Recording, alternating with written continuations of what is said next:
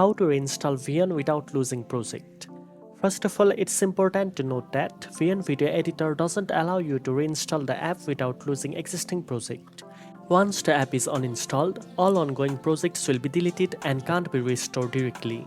However, if you have accidentally deleted the project but want to recover it, VN provides a project trash feature.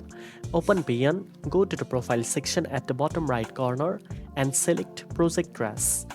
From here, you can browse deleted project. Select the project you want to recover and tap Recover. This will restore the project back to your project section, allowing you to continue editing.